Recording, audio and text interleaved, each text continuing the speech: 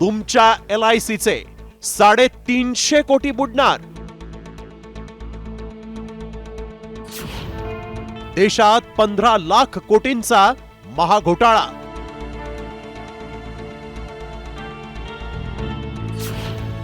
राजेश एक्सपोर्टमुळे LICचे पैसे पाण्यात।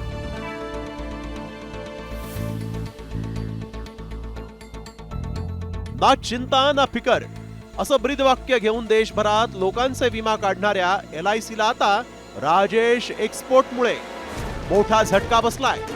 कारण LICचे 350 कोटी रुपये बुडल्यात जमाय।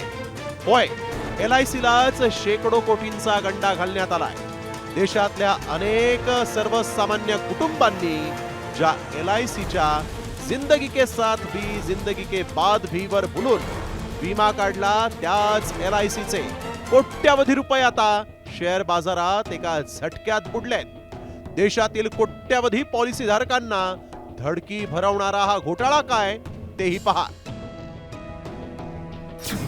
राजेश एक्सपोर्ट्स मध्ये LICची 10.80% गुंतवणूक। या कंपनीत LICने एकूण 347 कोटी गुंतवले।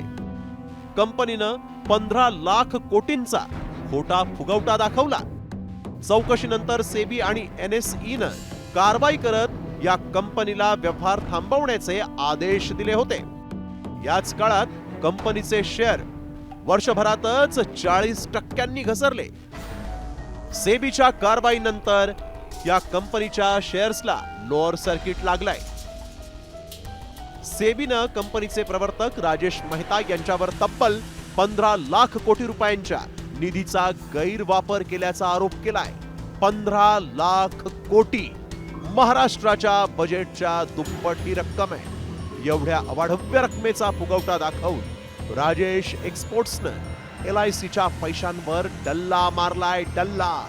सर्वसामान्यांच्या कष्टाच्या पैशांना एका पांढरपेशी दरोडेखोरानं लुटलंय।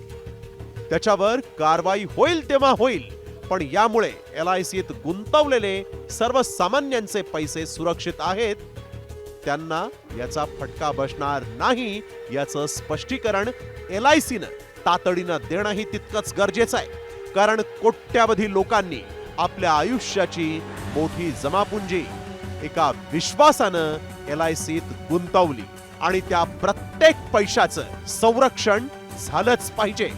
ब्युरो रिपोर्ट, साम TV मराठी।